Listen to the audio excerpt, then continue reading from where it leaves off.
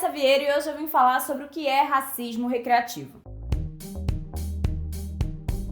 Se você já acompanha esse canal há um tempo, você já deve ter se deparado, comigo citando racismo recreativo. E eu prometi que eu ia fazer um vídeo sobre, essa expressão, explicando o que é, e finalmente isso aconteceu. Para quem nunca ouviu falar sobre racismo recreativo, esse é um termo cunhado pelo Adilson Moreira, que é um advogado brasileiro que estudou em Harvard e que, fez toda uma pesquisa, sobre casos de injúria racial e como muitas vezes pessoas negras, pessoas asiáticas, pessoas não brancas abrem processos, reclamando é até bondade minha, porque não é bem reclamação, não é bem isso, A coisa é um pouco mais complicada. Mas muitos processos de injúria racial, com a acusação de injúria racial, as pessoas não brancas acabam perdendo esses processos, porque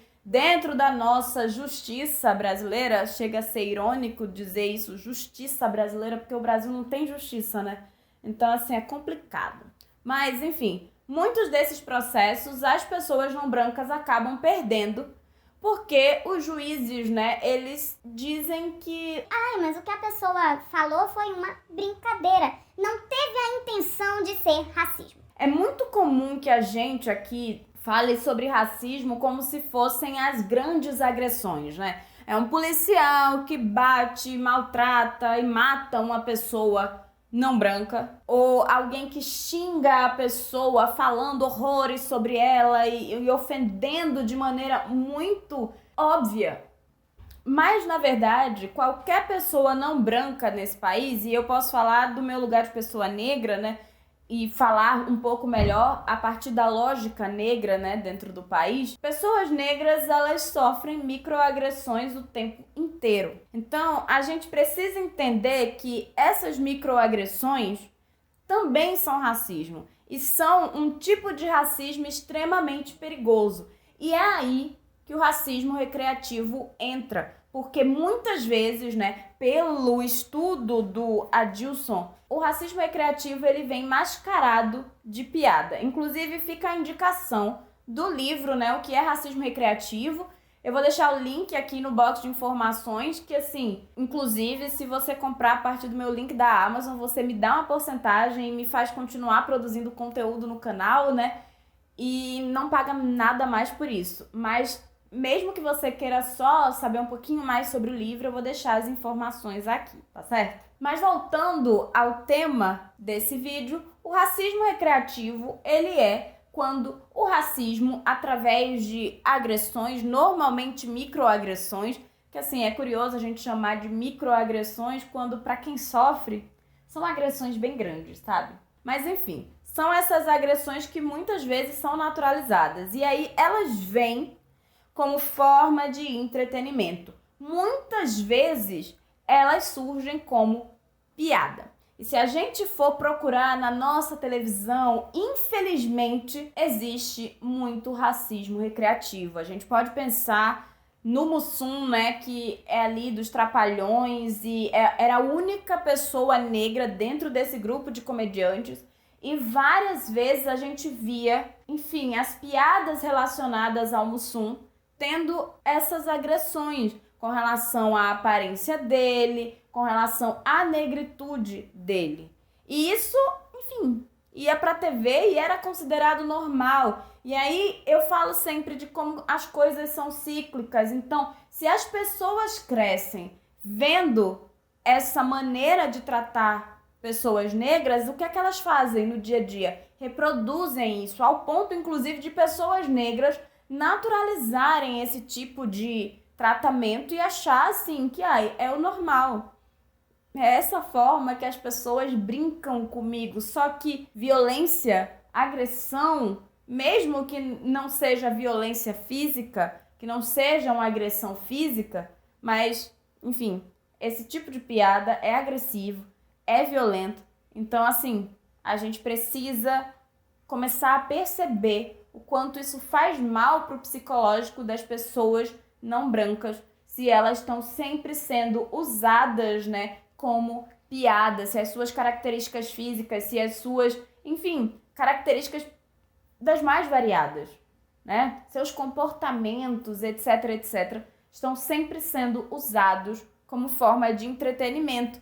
Em geral, entretenimento para pessoas brancas. É importante pensar também que o humor racista, né, ele é uma forma de naturalizar esse ódio voltado, na verdade, para minorias, enfim, sociais. E aí, quando a gente lê o livro do Adilson, né, ele começa a categorizar as coisas e mostrar como a gente meio que se acostumou a ver isso dentro do nosso entretenimento. Se a gente for parar para pensar em pessoas negras, essas piadas racistas naturalizam vários estereótipos raciais. Eu falo bastante de estereótipos raciais aqui no canal, na verdade, de estereótipos como um todo. Eu vou deixar a playlist aqui em cima.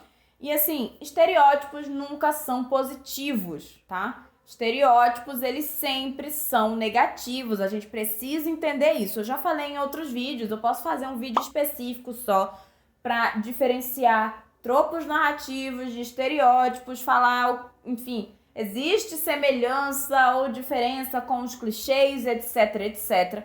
Mas um tropo narrativo são esses recursos narrativos que são sempre repetidos. E, enfim, não necessariamente eles são ruins. Mas muitos tropos narrativos, eles são estereótipos que colocam, né, grupos de pessoas em situações negativas. Então, os estereótipos nunca são bons.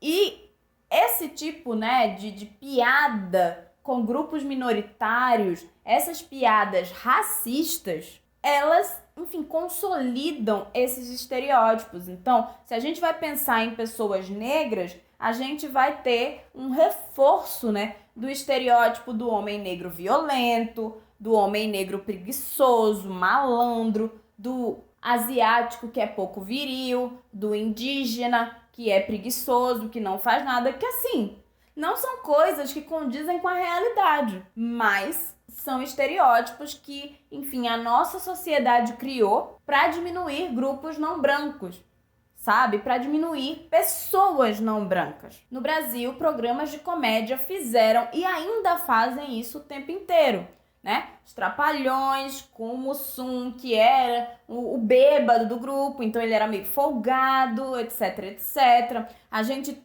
tinha a Praça é Nossa, tinha a Vera Verão, que era um homem negro e da comunidade LGBT e que, assim, todos os estereótipos negativos eram colocados ali dentro de uma figura que poderia ser extremamente representativa, porque é isso, né? Você quebra com essa ideia do padrão de masculinidade negra e você ainda tem uma representação LGBT, mas na verdade a forma que isso era colocado na tela era extremamente ofensiva para todos os grupos envolvidos. Dentro do Zorra Total existia também vários quadros cheios de racismo criativo, tá? Tinha uma personagem chamada Adelaide, que era muito pobre e que a vida era pedir dinheiro para sustentar a família. Só que isso era feito de uma forma totalmente horrível. E assim, é muito curioso, né, que esses personagens, em geral, personagens negros, sejam colocados na tela muitas vezes com características horríveis, assim. Além das características comportamentais, você ainda tinha pessoas maltrapilhas, sabe? Sempre sujas, pouco arrumadas, para dar essa ideia, inclusive, de que pessoas negras não são asseadas, não se cuidam, não têm beleza, o que reforça o padrão de beleza branco. Então, assim, existem muitos problemas com racismo recreativo, tá? E é muito fácil, inclusive, que passe despercebido, porque tudo é tão naturalizado que, assim, é fácil não enxergar, né? Dentro da pesquisa, né, que o Adilson faz, que é o autor do livro Que é Racismo Recreativo, ele fala muito dos tipos de piada que são feitas. E ele diz muito que se ri do que se acha inferior. E aí a gente tem sempre essa lógica de essa comédia colocar pessoas não brancas como inferiores a pessoas brancas. E nos detalhes, inclusive, sabe? Como eu já falei, muitas vezes essas pessoas são, enfim, sujas, estão com o cabelo assanhado e aí fazem muita piada, por exemplo, do cara negro sujo, que aí tem mulheres lindíssimas que se encantam por ele. E, enfim, é pra fazer a piada de que, tipo, nenhuma mulher tão bonita, nenhuma modelo padrão se interessaria por um homem daquele. Então, na verdade, essas piadas sempre acabam colocando a pessoa negra como inferior. Eu lembro muito do filme Green Book, que eu já falei aqui. O vídeo não tem uma imagem muito boa, mas o conteúdo é interessante. Eu destrincho vários dos motivos por que Green Book não é um filme antirracista, não é um filme com uma boa representação da comunidade negra, tá? E aí nesse filme você tem uma pessoa branca que passa um tempão do filme fazendo piada com outro personagem, em teoria, né, central, que é um homem negro.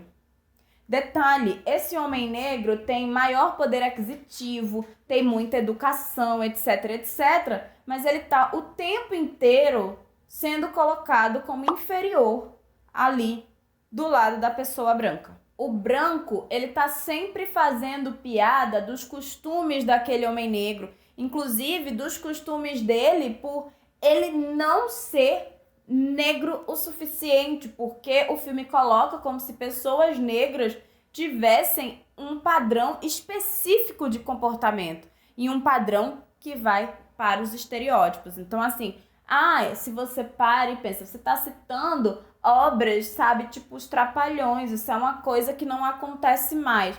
Green Book foi lançado não faz tanto tempo assim, tá? E isso acontecia. Na verdade, se a gente for parar para analisar, tem vários filmes que foram lançados recentemente e que ainda trazem essa lógica. É importante pensar também que existe um racismo recreativo na violência. Não é o foco que o Adilson dá no seu livro, né? E foi ele que cunhou o termo, mas algumas pessoas já apontam que existe algo de entretenimento na maneira que alguns filmes, algumas séries mostram a violência sobre o corpo negro. E assim, a gente vai ter vários filmes, várias séries que ficam mostrando, né, pessoas negras sofrendo diversas violências e tudo isso com um certo prazer, né? E assim, para entretenimento. E violência contra corpos que já são naturalmente massacrados não pode, enfim, não deveria, né, ser considerado entretenimento. A dor e o massacre do corpo negro não pode ser colocado, ser visto como entretenimento. Filme Dois Estranhos, que eu também fiz vídeo aqui, que para muita gente passa essa ideia de antirracismo, mas que, enfim, traz uma ideia bem complexa e que alguns estudiosos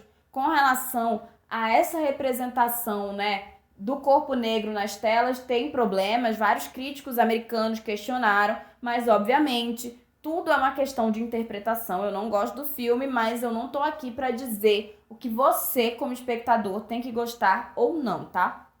Mas enfim, esse é um filme que traz o sofrimento negro como entretenimento. E isso pode ser visto também, há quem diga que isso também é uma forma de racismo recreativo. A gente tem muito racismo recreativo pela lógica da piada, mas a gente também pode ter racismo recreativo pela lógica da violência, porque usa isso como entretenimento. E, enfim, racismo de forma alguma é entretenimento. Eu recomendo que você leia o livro que é Racismo Recreativo. Mais uma vez eu vou dizer que eu deixei o link aqui embaixo.